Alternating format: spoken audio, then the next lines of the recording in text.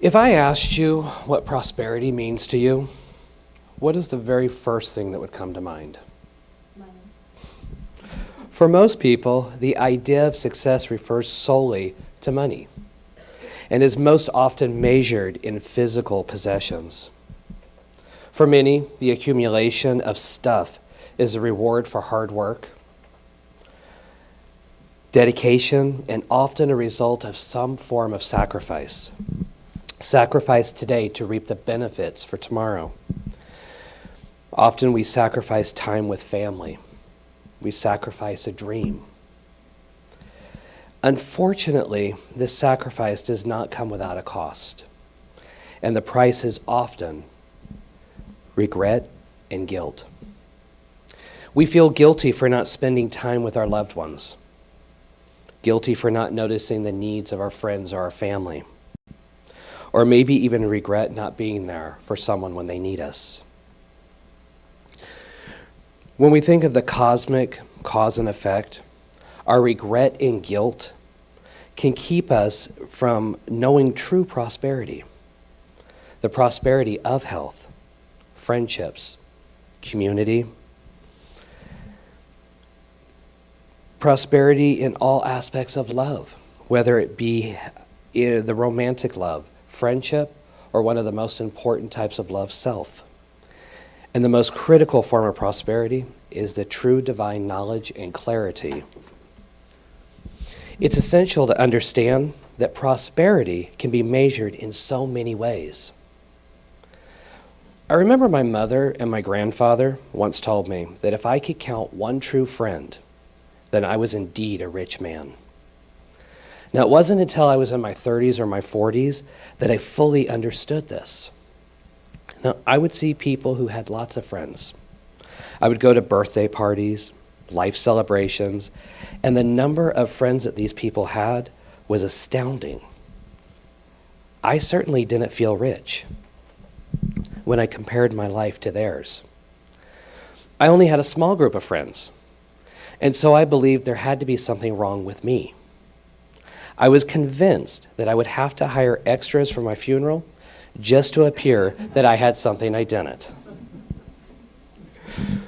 Today, I have an even smaller circle of friends, but I am far more abundant than most. What changed? I finally understood what my mother and grandfather tried to teach me. Prosperity is not defined by quantity. Instead, it is characterized by truth, love, gratitude, and most of all, it is determined by the simple act and understanding that everything I need, I already have. The friendships and relationships I have today are honest. Gone are the days that I measure a friend by what they can do for me. They are honest and they are driven by a mutual desire to share each other's lives, regardless of any outside trappings. They're not based on finances, race, or even social standing. My friends and I ask nothing of each other except honesty and authenticity.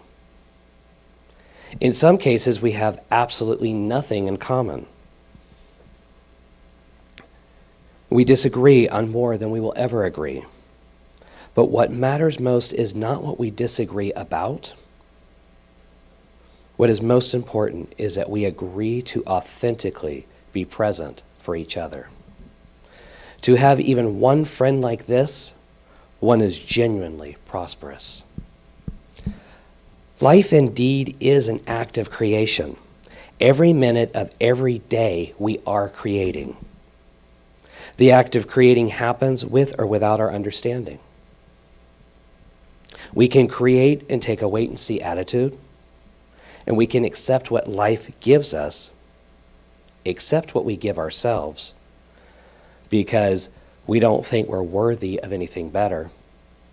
Or we can take a stand and actively create the prosperous life that is our right.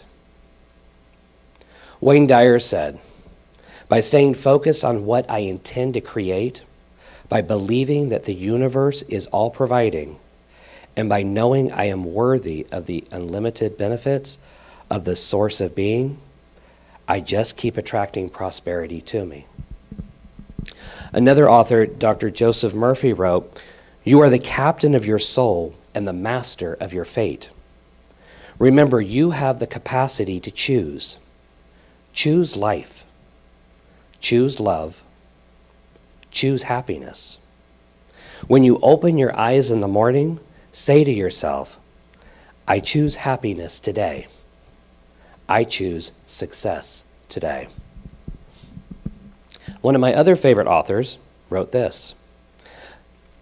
Emmett Fox says, "The most important of all factors in your life is the mental diet on which you live.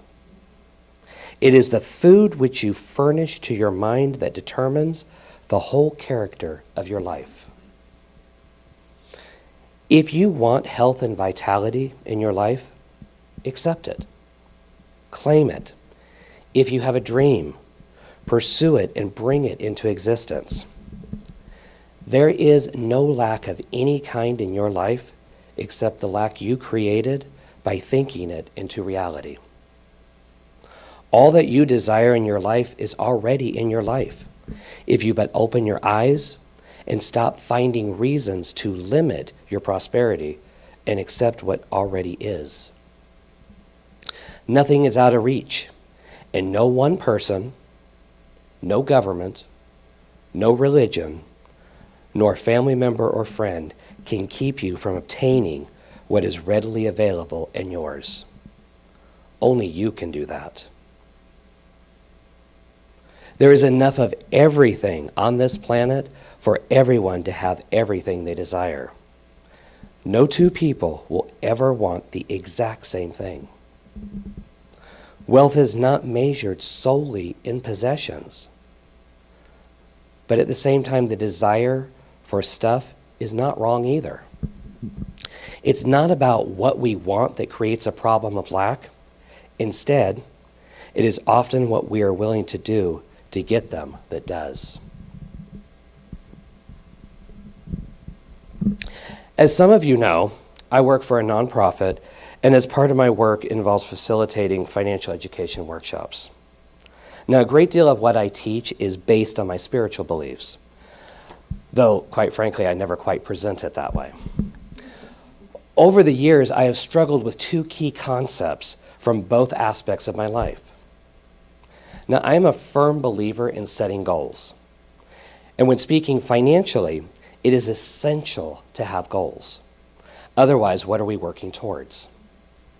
A portion of my workshops focuses on being as specific as possible when writing down your goals, so that you can feel it, live it, experience it, first in your mind. And once you have that clear idea of what it is that you want to do, you can start creating that roadmap to find it. Now, I stress not to limit the goal-setting process to simply financial matters. They can be educational goals, health goals, even at times relationship goals. But every intention does have, one way or the other, a financial component to it. Very few things in life are void of a monetary cost. From the standpoint of a financial coach and workshop facilitator, this makes perfect sense to me. From a spiritual standpoint, I believe in seeing what I desire, focusing on the destination rather than the journey. Speak it, think it, accept it, and then let it go. Now, I know the universe may at times have different plans for me, or a different way to provide me the things that I need and that I want, and may be presented in ways I could never even dream.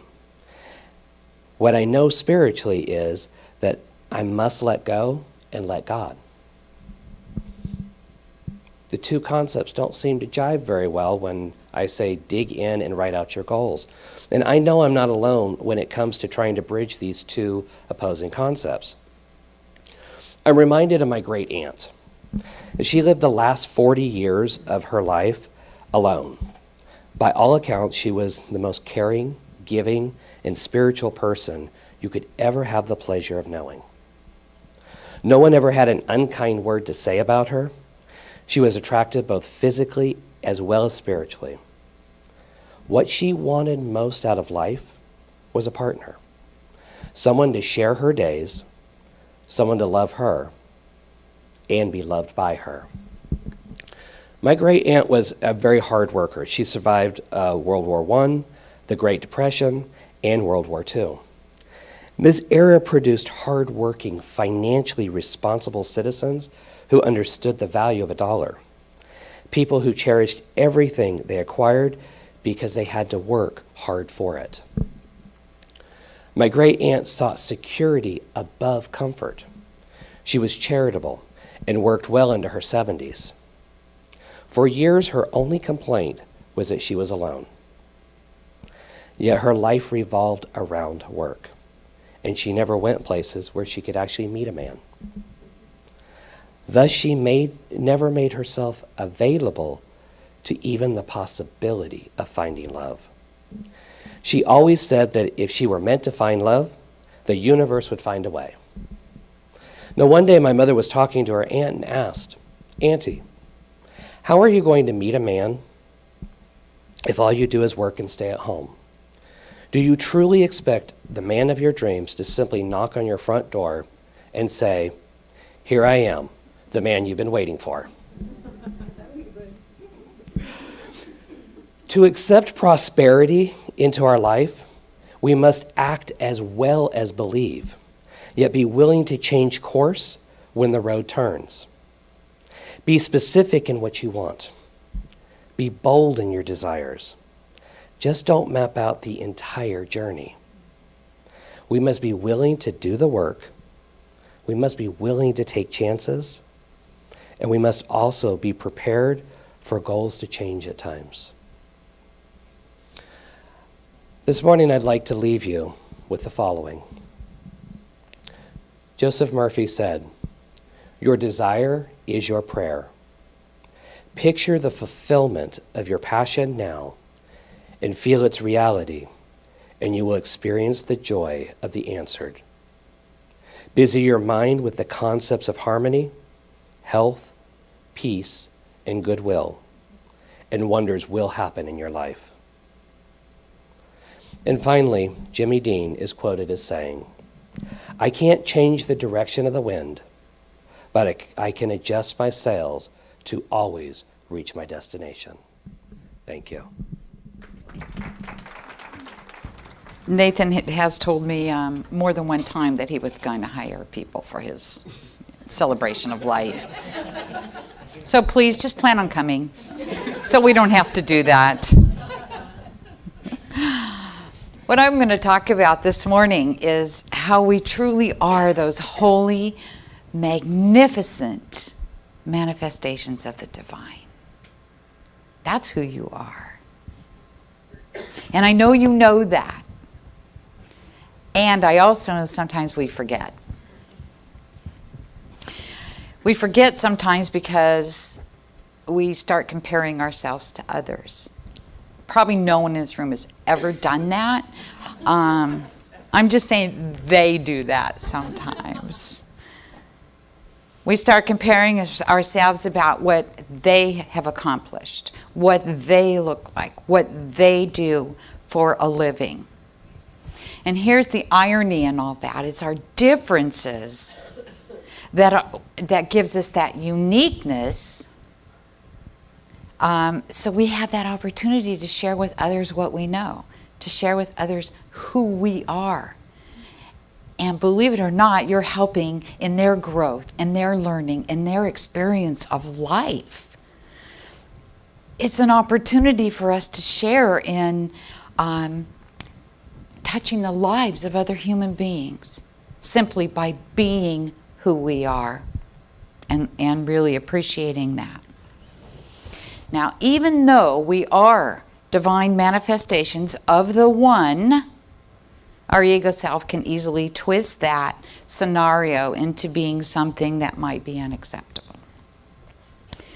We forget our value and our uniqueness when we set our goals by what other people think is best for us.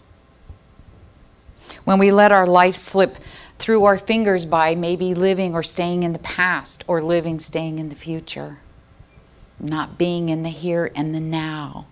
When we don't take any risks, even though taking risks is how we learn, it's how we grow, it's how we make what we call mistakes. And those are so valuable. And by the way, you already know this, but there are no mistakes in God. God is the magnificence, right? And in its root form, the word magnificent means great deed or greatly made. Isn't that what God does? Greatly makes things, creates magnificence. Visualize the most beautiful scene that you can think of. Maybe it's the mountains, maybe it's the beach, maybe it's our beautiful wall, maybe, right? Whatever it is, visualize that just for a brief moment. And no matter what you visualize, I can guarantee you it's a divine manifestation. It is something greatly made by God, by the divine. Now, when you go home, I want you to see an absolutely beautiful picture, a beautiful image of that manifestation of the divine. And you know how you're going to do that? You're going to look in the mirror. Ignore the freckles, ignore the messy hair, ignore the blemishes, the glasses, whatever. Ignore all those things. See you for who you truly are. That child of the divine. That magnificence. Look at the incredible attributes of your physical body. I mean, think about that. Discover the magnificence of your human form. The human body and all its workings it's an incredible piece of art, isn't it? I mean, when you really stop and take a moment to think about it. For instance, we do not know precisely how two cells unite to become a human being. What we do know is that the female cell and the male cell contain all the new individual's total hereditary material and information. And it is stored in a place that is invisible to the naked eye. It is that small. Wow! Isn't that incredible? I mean, when you stop and really think about it.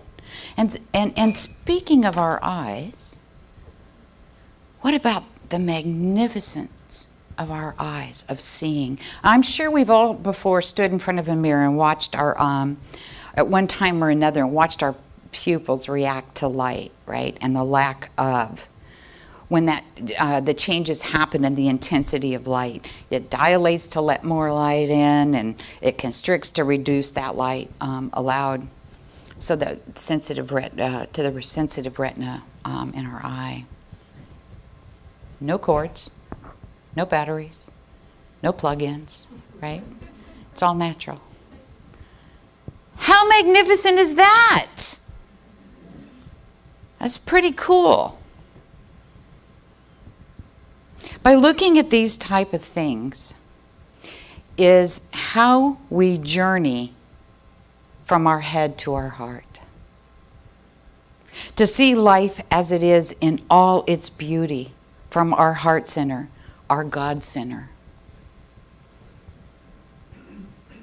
It's the shortest and most fantastic journey we can take from our head to our heart. It's not very far, is it?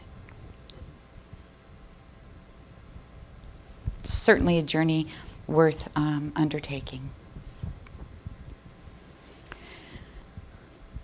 When we take that journey from our head and we shift from our head to our heart, our perception about everything changes. about everything, including the definition of ourselves.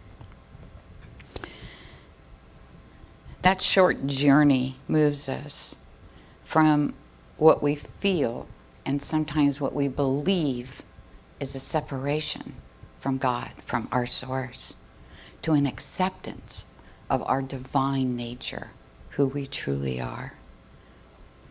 That journey helps us to realize that our identity is God's living revelation of infinite supply, of unconditional love.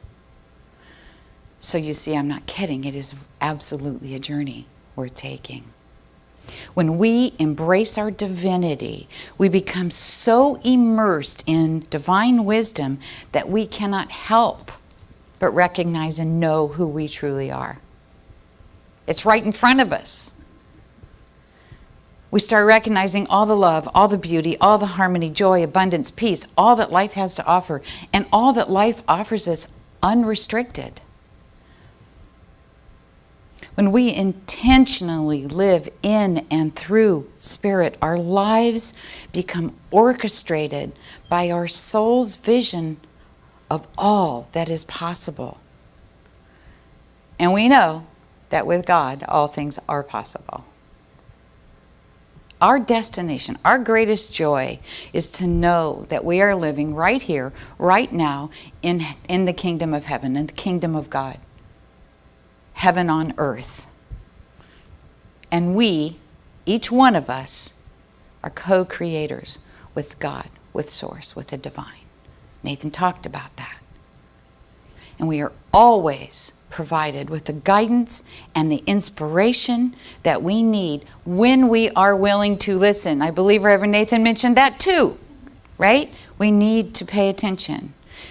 Because to create whatever it is we want to create, we need to participate, right? And we have that ability. How magnificent is that? Think about the chair that you're sitting on right now. That chair was first an idea in somebody's mind, right? How else would it be created? And out of that image came the physical expression of that idea.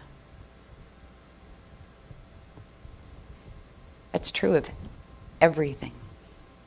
Everything. Albert Einstein said imagination is more important than knowledge. And to follow that up, Ralph Waldo Emerson said science doesn't know its own debt to imagination. You see, everything, it's hand in hand. It's all one. Everything is tied together. Now, here's something else to think about. Our inner light, our inner essence is so powerful and so big. Recent research has shown that if I were to take a needle and prick my finger, and no, I'm not going to do it, a certain part of my brain lights up, right? There's an area in there that goes, pain. We all know that. But here's the interesting part. If I do that, and somebody was with me, Audrey was standing here with me and watching me, that same part of her brain would light up. Oh, how cool is that? That same area is triggered. So what does that tell me? That tells me that our brain, at some level, cannot make the distinction between me and you. The epitome of the God in me sees the God in you.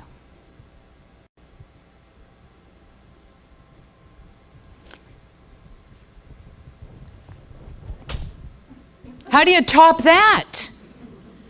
Isn't that just beautiful? We are that connected to one another.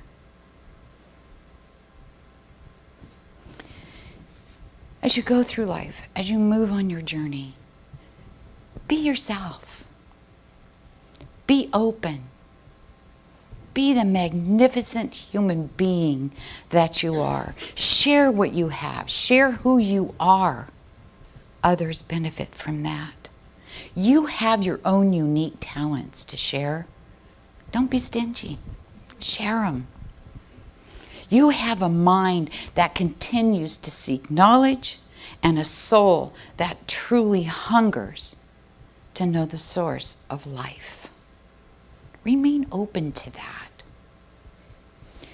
And I'm inviting you to see yourself as God sees you. That real, unique person that you are.